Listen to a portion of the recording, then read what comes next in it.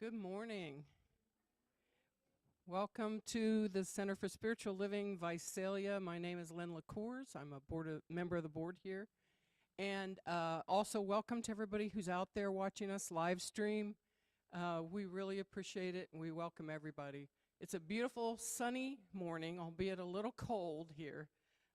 Maybe we have a little break in the rain. So I'm pretty excited about that. Now, now I don't really see anybody new here this morning, so we'll skip the who's new phrase, and I'm going to go right into introducing Reverend Susan Overland.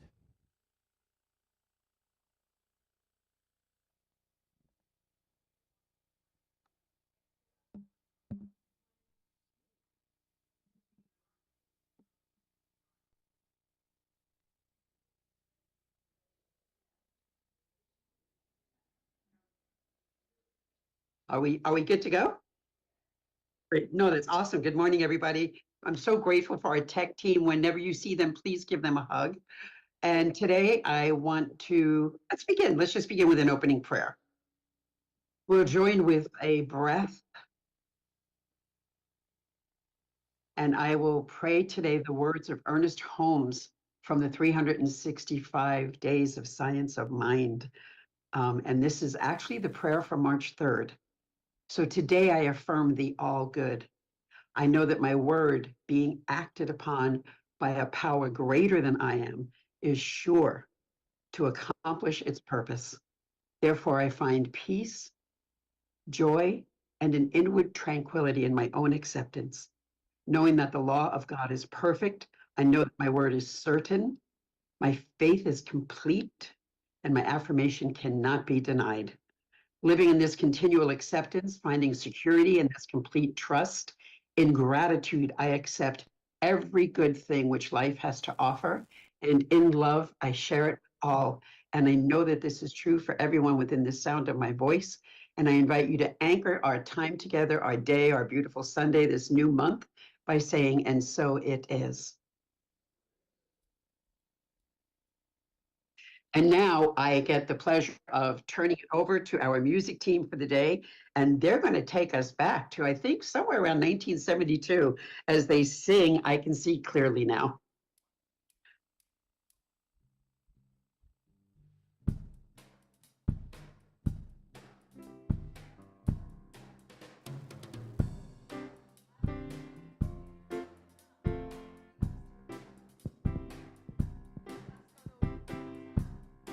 I could see no obstacles in my way. Gone are the dark clouds that had me blind. It's gonna be a bright, sunshiny day. It's gonna be a bright, sunshiny day. I think I can make it now. The pain is gone. All of the bad feelings have disappeared. Here is that rainbow I've been praying for. It's gonna be a bright, sunshiny day.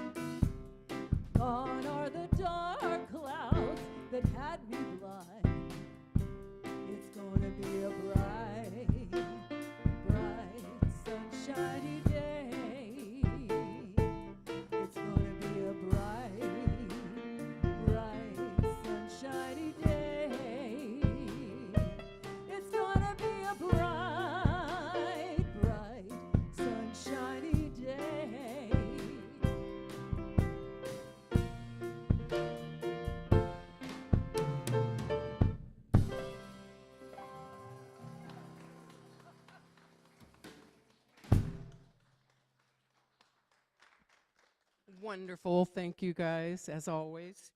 So, guess what today is? It is the first Sunday of the month.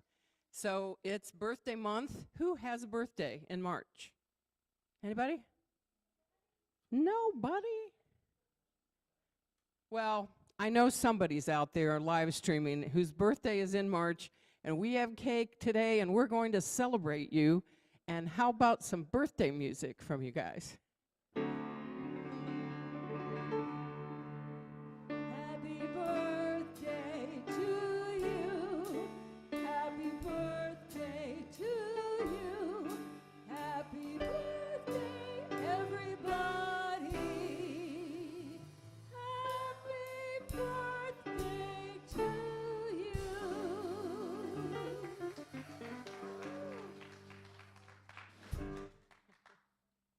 Wonderful. Thank you. Happy birthday, everybody out there. So can we have our first slide, please? We have a very special announcement this morning. This is the slide that's announcing what I hope, and many of us who are involved in it hope, to be one of the biggest events we've ever had here. So on Saturday, April 6th, from 11 to 3, we are having the Mind, Body, Spirit Expo. Now, we'll have hopefully 20 different vendors set up here, and people can come. It's free of charge, mill around, learn something new about whatever modality attracts you. We'll have people from yoga to Reiki to sound bath, healing meditations, using crystals in Reiki to help draw energies. Just the amount of people and the talent and the energy that will be in this building is something you just cannot miss. So the number one thing we're asking is please come. Please attend, learn something new. The number two thing is we need all hands on deck. We need a lot of volunteers. We're partnering with the Crystal Barn on this, and they have fabulous social media that was really going to, it will really complement our social media. And so what we hope happens is that we have maybe 30, 40, 50 people in here all at once. So to me, that says we really need somebody on the floor to answer questions. There'll be a lot of volunteers needed that day, and Donna Kinshu is the person to see about that. And you can see me about anything that you might want to volunteer for or ask questions about. It's going to be a dynamite event. So everybody, come join us and have some fun. Okay? Lynn is really putting a lot of effort in this. She's been thinking about doing this for a long time. It's part of the friend raising committee. We're trying to bring more like-minded people in, and we figure this will be the crowd that is interested. We want them to know we're here. It's going to be amazing. I'm going to try standing in that sound bath that you stand in or sit in. It sounds scary, but really, I love it. Okay, we'll see.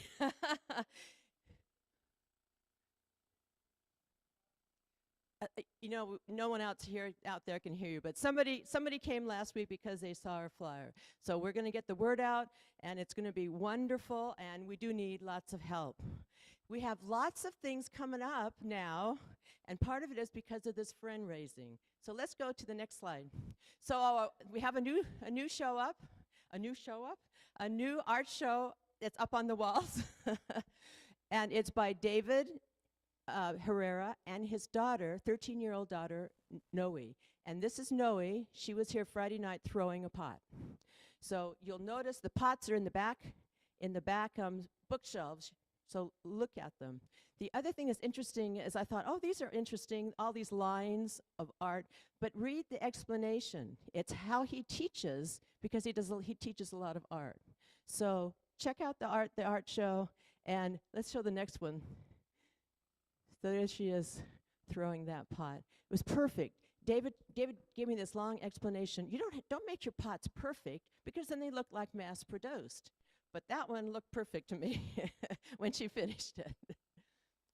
So today is Explorers, first Sunday, and we are continuing our discussion on the stages of spiritual growth. We did the first two last time. We're going to do the last three this time. And I think we're going to be upstairs unless anybody has problems getting up the stairs. So it's at 12:30. Go out and have lunch or bring lunch back in and join us. Wonderful discussions we have. All of those of you who are enjoying SOM chat before center, it's the same kind of thing. We have a chance to interact, talk, and see what we think is important. Kaching is coming back. So we're doing this every second Sunday when Reverend Donna is here. And Donna Kay, yeah, I'm talking about her. Donna Kay has already found some wonderful, unexpected income that she's going to put in the pot. I think I keep getting money for writing the stories for the Times Delta, and that's not unexpected, but I think I'll put 10% of that in the pot. And anybody else who has any unexpected income, if somebody buys you a cup of coffee, you didn't have to buy it, put 10% of that in the pot. This is all fundraising for the center, for our air conditioning, for our heating system, and it's wonderful. So we'll read. There's a little book, if you have the book. If not, we have a few extras, this abundance book that tells you how to change your mind on abundance. So we'll be talking about that with Reverend Donna next week. And Reverend Donna is also having a Thursday night class on the 4 agreements. We've done the first 2 agreements, and we have 2 left. You can come anytime. She says just come for 1 or 2. That's what's left. You don't have to be there for all of them because each agreement is a different one. So if you want to come to that, it's on Zoom. Just call the center, and they'll give you the Zoom link, and you can come on 6:30 Thursday nights, 2 more weeks. No cost, that's true, unless you want to give a love offering. So here's the newest thing that Bev has gotten for us. We're going to have a mindfulness workshop. And again, this is another thing we're trying to get people who are interested in our kind of philosophy into the center. This will be Saturday, March 23rd. Bev knows this wonderful therapist. What? Integrating mindfulness into daily life, and she uses nature-based practices. So I think it's just getting out and feeling how wonderful it is to be outside, especially this time of year. Donation is just $10. We hope you'll invite all your friends to come in on Saturday afternoon and enjoy this wonderful discussion. Again, a way to get more people into our center. Annual meeting is coming up March 17th. We do this every year, so we elect new board members, and we're going to talk about finances, which are always important, new things coming up that you're hearing about, and learn how you can get more involved in making us strong. So put it down. We're also having a potluck, so bring your goodies and plan to stay after service on the 17th. And one more, we need some new board members. So we know at least 2 of our board members are going off next month. And so we need 2 more people to step up to be on the board. The board doesn't take a lot of time, but it does take some time and some effort to get things going. And I'm trying to think who could fill that. We need some youth, some enthusiasm. There are packets on the back table. You can find out more about what it would take. You have to have been a member for at least 6 months, regularly attend services, have completed at least 1 accredited SOM class, and contribute your time, treasure, and talent. So we need applications in by next Sunday. So please take a packet, even if you're just going to look at it and see if maybe you're being called to do that kind of thing. It would be great. And now I'm going to call Bonnie up, and she's going to give our inclusivity talk. Quote.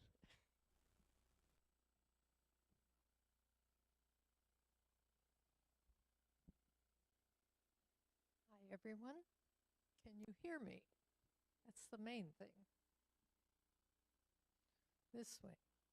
Eating a popsicle stick or ice cream. Okay. In the talk title theme for today, Dr. Ernest Holmes declares that he is confident and full of strength in the dawn of the new day, with the living spirit dwelling within. My task is, when possible, to find a quote that reflects or echoes a similar sentiment or essence. Now, we don't believe that there are any accidents, right? So in short order, I happened upon a quote by one of my favorite authors / writers / forces of nature, and just in time for Women's History Month, Dr. Maya Angelou. She says, "This is a wonderful day. I've never seen this one before." Thank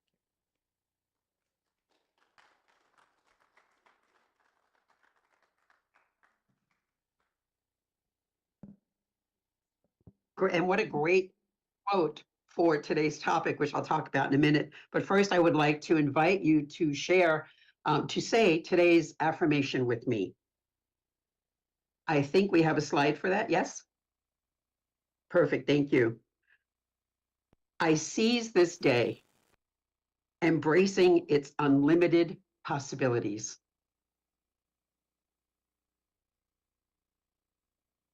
Thank you so much. And now, I think we're at that space where we will take a deep breath, and I invite you to join me for an opening treatment today.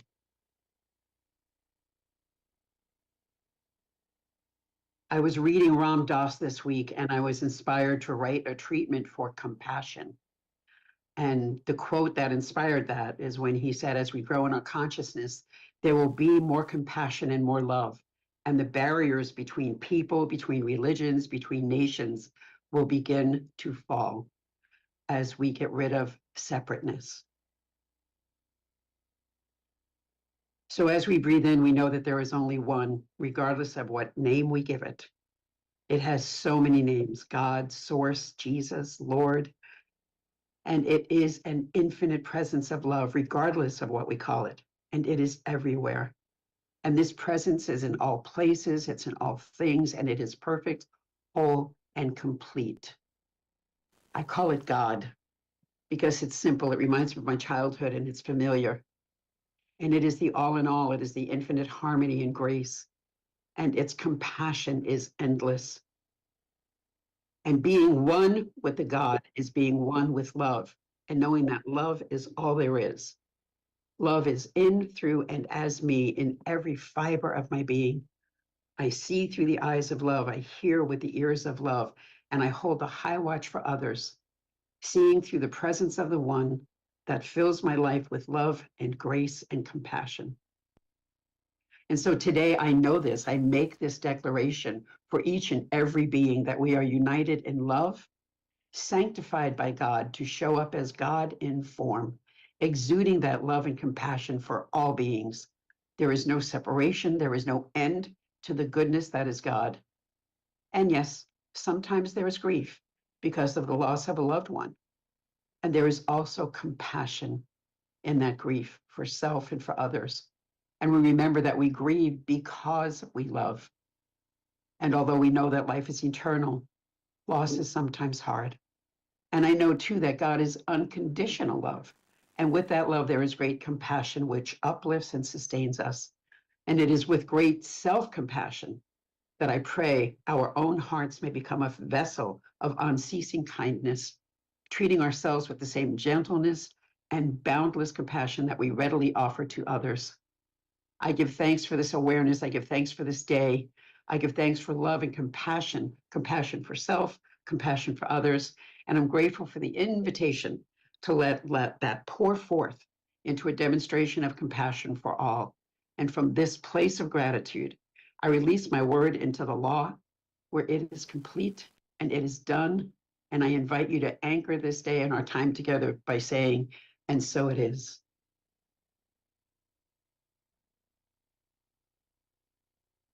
And on that breath, I have the good fortune of sending it back to our music team and our next song, which is I'm Stepping Out. I think.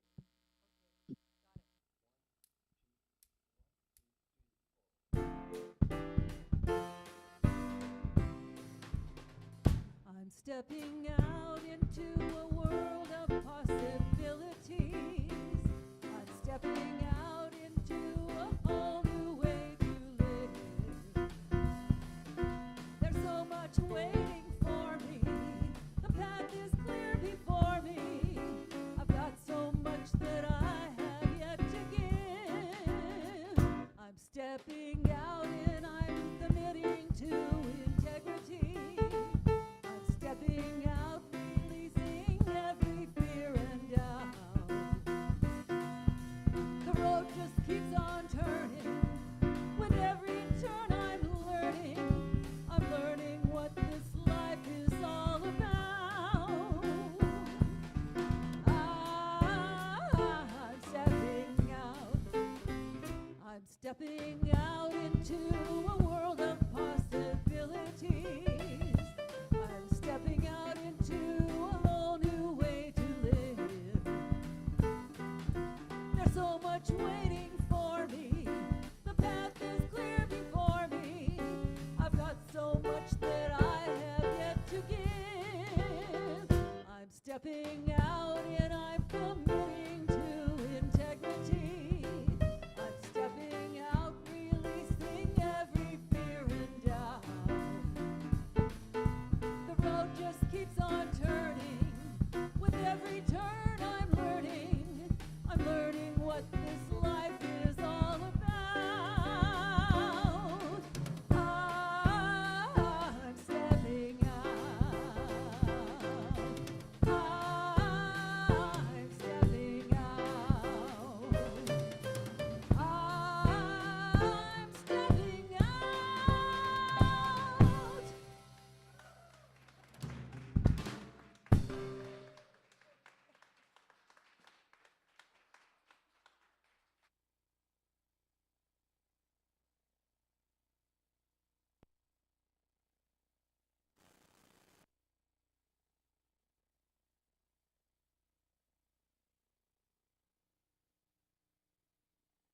Here we go. I'm back. Thank you so much. I want to thank our musicians. That was so lively and such fun. And once again, I want to thank our Sunday service team. They work so hard, especially when I forget to turn off my mute button. I want to thank Reverend Donna and also Sheila for inviting me back. So today is a brand new month. It's the first month of March, as you all know. And our global theme for this month actually made me laugh because the global theme is that's how we've never done it before, which is pretty awesome because it's a way of looking and doing something new. That's how we've never done it before. But the reason it made me laugh is because throughout my professional career, I can't tell you how many times I've heard, we used to call them the 7 deadly words. That's the way it's always been done. So when I read that's the way it's never been done, I had to look at it twice, and it was great. And I think it should be a fun month as that unfolds. The topic for today for the global theme is a brand new baby day, which also made me smile because at first I went, a new baby day, but then I thought about it and I had to think about babies. I'm fortunate enough, I have 3 grandkids and one of them lives only 10 minutes away, and she was here Friday night for a sleepover at Nana and Nono's house. And I love watching them. I mean, and even babies, when they're first starting to form, when they're first starting to do things, and how they start to toddle and then they fall, they land. And I've never ever seen a baby say, "That's it. I'm done with this. I tried this walking thing. I'm not doing it anymore." And but they don't do that. And I think there's such a lesson there for us. I always think of that wow, where is my that inquisitiveness? So for a brand new baby day, when I was looking at the outline of the global themes, it offers some reflection questions that I appreciated. And the first question was, what are your first thoughts when you get up in the morning? Besides, I have to go to the bathroom. Besides that, the second, I know my people. The second question was, are you grateful for the fresh start offered by this day? Or did you find yourself maybe when you first woke up, were you replaying something that didn't go well the day before, right? Or are you anxious about something that's about to happen that hasn't even happened yet? That was the second question. And then the third question was, what might it feel like if you felt free to fully trust, appreciate, and engage in the new now that this brand new baby day offers, right? Because I've been studying science of mind for 23 years now. Eventually I'll get it. Um, but one of the lessons that I've always taken to heart is that infinite possibility is our divine birthright. I'm guessing that maybe you've heard that once or twice, that that we are a center of divine possibility and infinite possibility. So I want to take those one at a time. If you look at question number one, right, what are your first thoughts in the morning? I'm going to be completely honest with you. I am not a morning person. So I confess that some of my first thoughts are typically pretty much my first thought. I do some of my best work after 11 o'clock. So morning is, I don't do well. I don't like alarm clocks. If it's a day where I don't have to set an alarm clock, I'm a little bit better. Um, but the clock goes off and then I have to form words and sentences. And it's no. And I love my husband. He's one of those that bounds out of bed. And I so appreciate that he'll start and then all of a sudden he'll look at me and go, ah, coffee. I get it. I'll come back to that. So in our Science of Mind text, Ernest on page 532, Ernest wrote, I rise to meet the new day filled with confidence and strength. I rise and go forth into the dawn, inspired and refreshed by the living spirit within me. And that's so awesome. And I thought maybe I need like a sleep mask and I could like have that printed on the inside of it. So when I wake up, that's what I see in front of my eyes. But give some thought to that. How do you wake up in the morning? And if you're not a morning person, it's okay. But you can still, as you're going through your routine, as you're brushing your teeth, maybe in the shower, you can begin to think of the intention that you want to set for the day. You can begin to be grateful for what's going to happen in the day before it even happens. The second question was, am I grateful for the fresh start? So there you go. That's part of what I just said. Or am I anxiously entertaining things like what if this happens? And doing that for something that hasn't happened yet. I don't know if any of you have conversations with the mirror about things that you should have said, or, well, I'm going to say this if that happens. It hasn't happened yet. And I'm rehearsing for something that I don't want. It really cracks me up because I do have a theater background. And I thought, you're memorizing lines for a scene that you have not been cast in. So, so you may want to think about that with me. And really, once I get going, not that you think I'm a negative Nelly every morning, once I get going, I'm actually very grateful to be alive. And I like to start I won't say morning, I like to start my midday with a list of what I would like to be grateful for in the day. It kind of shifts the energy. There's a woman at the Seattle church who she's so smart and she's a fantastic businesswoman. And she starts her day grateful for the sales she's going to make that day. She goes to the extent of actually writing thank you notes before a meeting, before the deal has even been closed. I went, that is using the creative process. And there have been occasions when the monkey mind takes over, though. And I do find myself anxious or sitting with an upset, or maybe even angry about a situation. Yes, ministers get angry. But those occasions are the ones that take a little more spiritual excavating, right? I need to really dive into my practice and remember that I have a choice. I can release old patterns, I can release self-imposed limitations, and I can experience fresh possibility for a new day. And so can you. It's also important, though, to be kind. to ourselves. It's really important. Ernest Holmes wrote, there's a book, 365 Days of Richer Living, and he co-wrote that with Raymond Charles Barker. And there's a quote from them on page 96 in that book. I let go of yesterday, and I have no fears of tomorrow, for this day is God's day in my life and affairs. That's pretty awesome. That's another one that I think we should have. I think my house would be filled with Post-its if I wrote all of these. But it's a really good lead into the third question.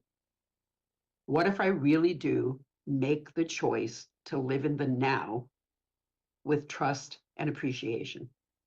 Can I embrace the infinite possibility that is my divine birthright? I love that. I am a huge, well, I'm half Irish, right? I'm from Brooklyn. Some of you know that. And I'm half Irish, half Italian. There's German in there somewhere, so maybe not quite half and half. But one of my favorite authors is John O'Donoghue. Excuse me. He's an Irish poet, and I love his writings. And he has a book called To Bless the Space Between Us. And he said each new day is a path of wonder, a different invitation. So in the sermon notes this week, there was an invitation to seize each new day as a new beginning, a brand new baby day. And in fact, it actually said we need to seize each new day. It was part of our affirmation, right? So carpe diem.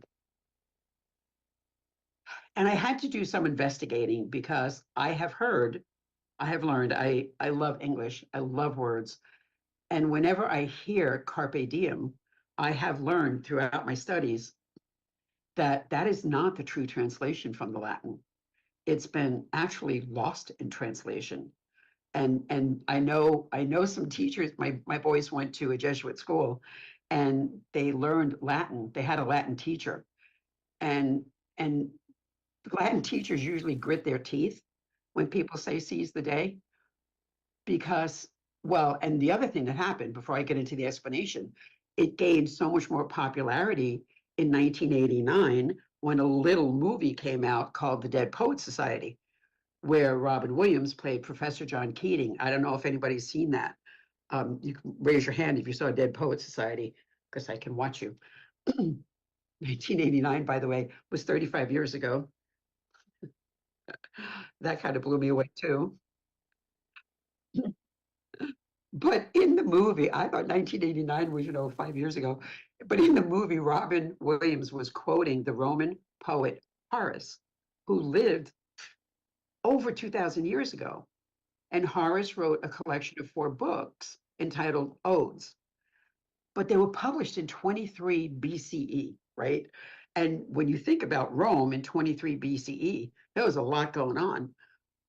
But the actual line, I'm not going to say the Latin because I would be terrible at it, but the actual line wasn't seize the day, it was pluck the day, for it is ripe, trusting as little as possible in tomorrow.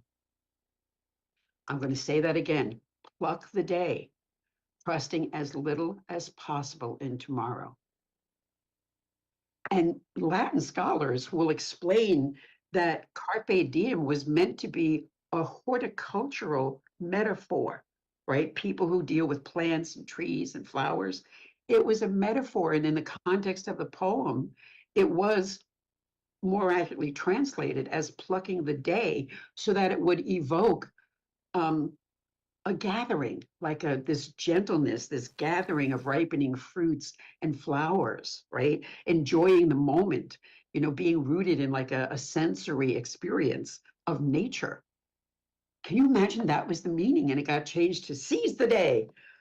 And it's very similar. I don't know, some of us who are of a certain age might remember an old sayings that was gather ye rosebuds while ye may. And basically it's just reminding us that time is short. Stop and smell the roses, right? And some people, we could argue semantics, right? Well, doesn't it mean the same thing, seize the day, pluck the day? Not really. Because when you look at the definition of seize, it means to take hold of suddenly and forcefully. But Homer wasn't talking about that. again, it was a very tumultuous time in ancient Rome. And when I was prepping for the talk today, I thought, so is now, you know, it's an election year. There's a lot of contention out there. And when we think about that, I love the concept. I love the metaphor of gathering flowers for timely enjoyment. It's so much gentler, and it's almost a sensual image where we just meander and we're carefree and taking time rather than that forceful concept of seizing something, you know? So, and the phrase can be compelling. I understand that, you know, we live in a very, what's the word? Let's say work-oriented society, right? We want to snatch at time. We want to consume things before they're gone or before we're gone. And rather than encouraging a deep moment of a deep appreciation of the moment and enjoyment, seizing the day brings up those images. People taking what they can get, people who can get things done. They're a go-getter. And there's nothing wrong with that, but we want that balance, right? We want, you know, there are times where we can be instant gratification obsessed, kind of like Violet Beauregard and Willy Wonka. But I want it now, Daddy. I mean, we can all be that way sometimes. And people, we always hear work hard, even buying products. What are the logos, right? Some of the sayings, go just do it, right? Sleep deprivation, for some people, that's a drug of choice, you know, but we're rewarded for being a doer, a go-getter. And that's the carpe diem aesthetic of the world that we live in. It's a world of aggressive action, right? Kind of like that work till you drop mentality. You know, they say ministers give the talk that they need to hear. I've been told that since I went into ministerial school in 2008. I thought that was yesterday too, but anyway, I'll share with you something personal. I don't usually post I have my husband's permission. On February 15th, just a couple of weeks ago, my husband came home from work and I said, you look distracted, or was it a rough day? And he said, no. He said, I kind of have that heaviness in my chest. He said, remember I mentioned it on Monday? He said, but I thought it was because I forgot to take my medication that day.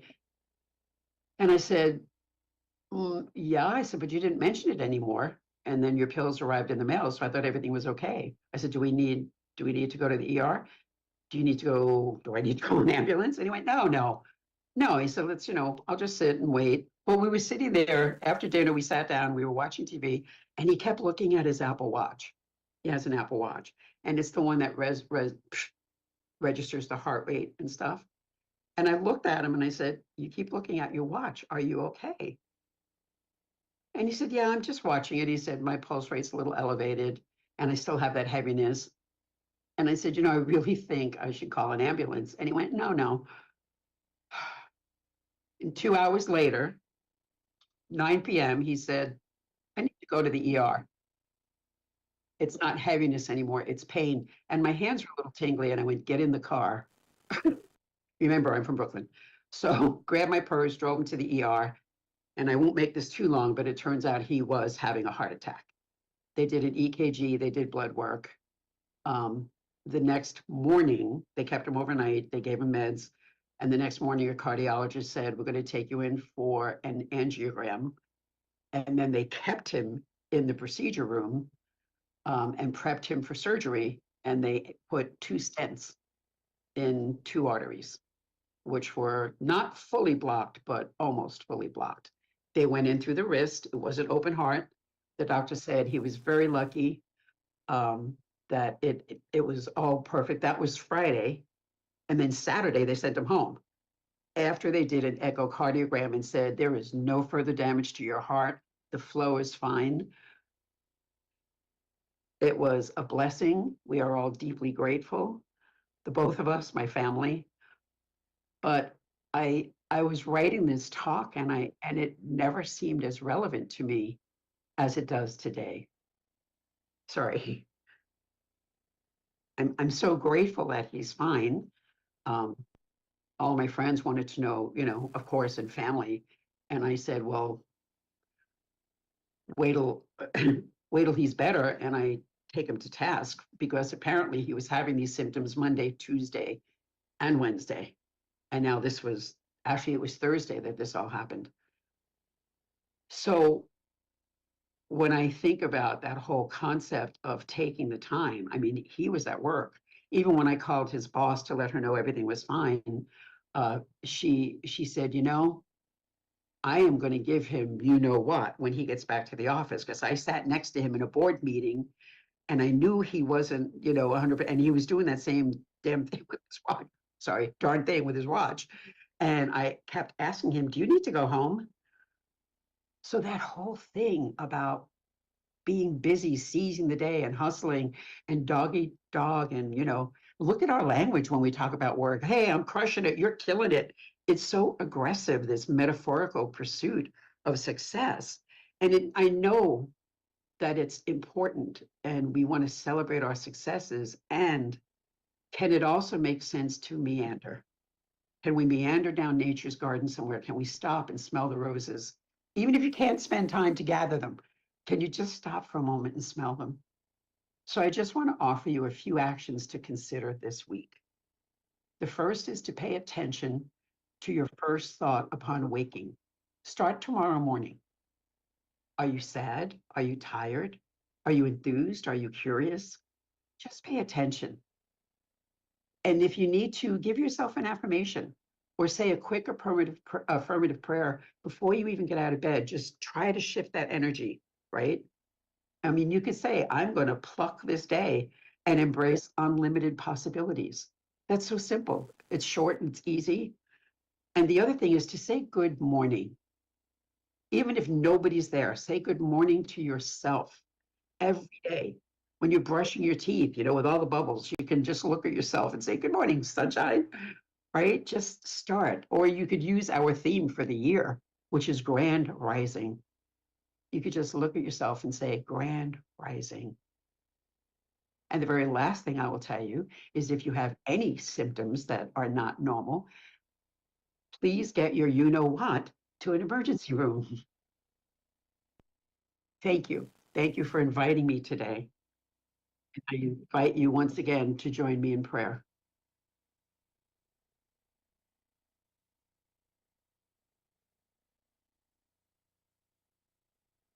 Let us take that breath of gratitude, knowing that there is only one. Once again, regardless, it doesn't matter what you want to call it. If the word God has an ooga booga for you, just release it and call it something else. Call it the universe. Call it your source. But know that it is an infinite presence of love, and it is everywhere. It's in all places, it's in all things, it is perfect, whole, and complete. That breath of God is breathing each and every one of us right now. It's the all in all, it is infinite harmony and grace, it is love, and it forever, God is forever recreating itself each and every moment. And what a joy to know that I am one with it. What wonder that fills me with I am one, and that I have incarnated as God informed to do what can only be done by Susan as God informed, and to live my life knowing that it is indeed a precious gift from God. I live my life accordingly, or at least I make every attempt to live it accordingly. I make choices that celebrate every attribute of God, whether it's love, joy, abundance, peace, creativity, and more and more and more. Every good and wonderful thing, chocolate, right? Every choice I make comes from a spiritual authority with which I have been imbued and gifted, and I choose wisely, knowing who and whose I am. And right now, in this moment, I claim that knowing, that spiritual authority for every other being on the journey, everyone in the sound of my voice, within the sound of my voice, and beyond that, that same power that lives within me and animates my existence is ever present within all of creation, making things grow and thrive. And just as my source is always providing me with everything necessary for a joy filled and successful life, I know the same for all of you, all of my companions on the journey, the ones I know and the ones I haven't even met yet. I declare and accept a greater experience of life because our world needs all of us to become more than we have ever been before, more loving, more kind, more peaceful, more abundant, more joy filled. Well, I'll throw it back to another song. More, more, more. How do you like it? Life is a celebration, and I'm glad to be living it now. I'm deeply grateful for this one wild and wonderful existence. My gratitude abounds for all creatures, all of you, all creatures great and small, and I'm grateful to be in this celebration. I release my word, this declaration, into the action of the law, knowing that love points the way and the law makes it possible. All is well. And please anchor this day. If anything rang true for you, please anchor it with me by saying, and so it is.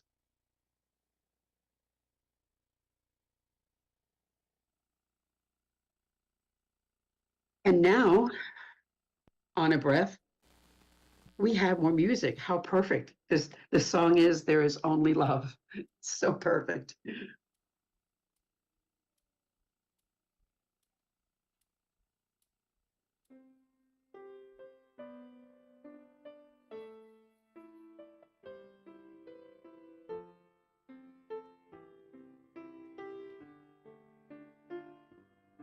In this moment, in this place, I remember who I am, letting fear and worry fall away from me. I open my eyes and see there is only love. There is only love. Love that heals, love that sets me free. There is only love.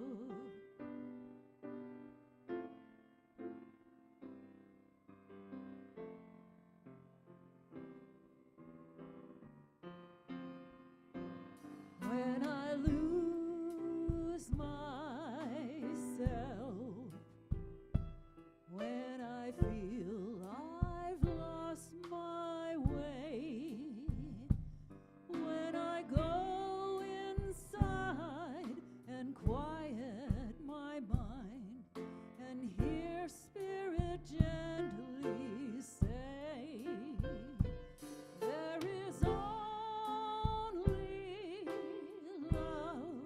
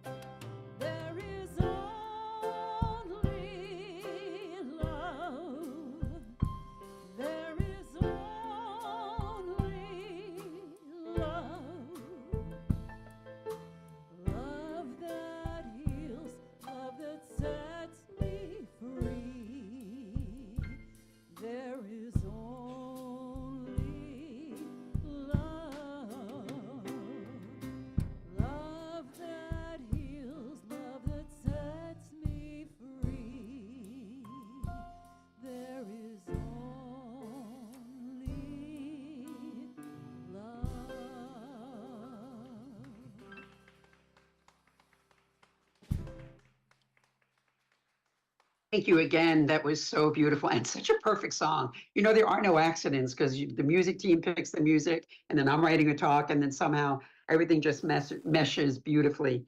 So thank you again to our beautiful singers and musicians. It is time for our conscious giving. And I just want to say, even as a visiting minister, I am deeply grateful for everything you give, for all that you do. It is never about the amount. It is always about the consciousness with which it is given. I mean, we'll take the big checks. However, no one should ever, no one should ever feel like, well, this is all I have.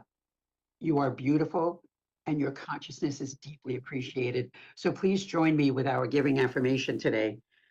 Divine energy, I'm sorry, I should have put my glasses on. Divine energy expresses through me, multiplying all that I have, all that I give, and all that I am. I am grateful for all the good in my life and in the variety of ways it manifests in my life. Thank you, Spirit.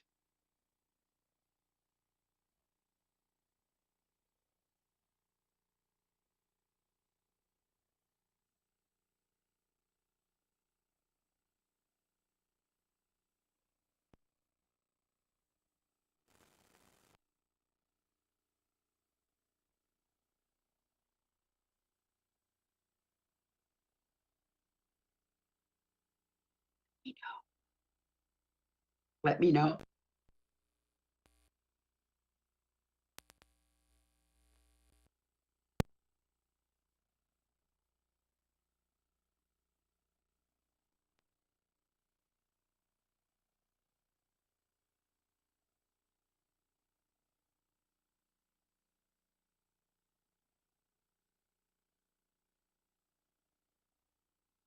All right. I just want to take a moment to say that I bless these gifts. I send them forth to heal and bless and prosper.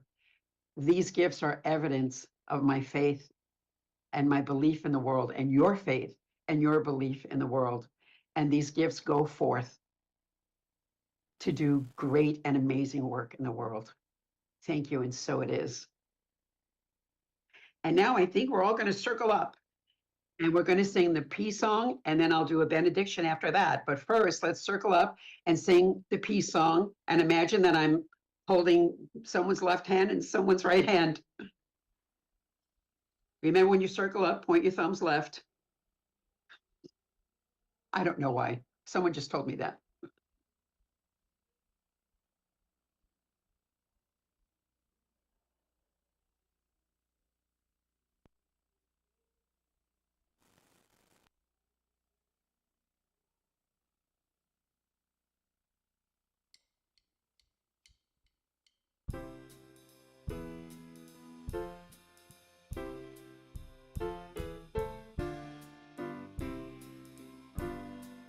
Now there is peace on earth.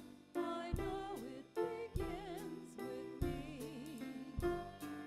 Now there is peace on earth, a peace that was meant to be. With God as creator, united all are we. Now we walk with each other in perfect harmony. Yes, peace begins with me, and this is the moment now.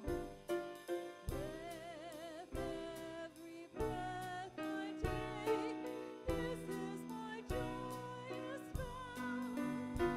To take each moment in you, each moment in peace, eternally. Now there is peace on earth, and it has begun with me.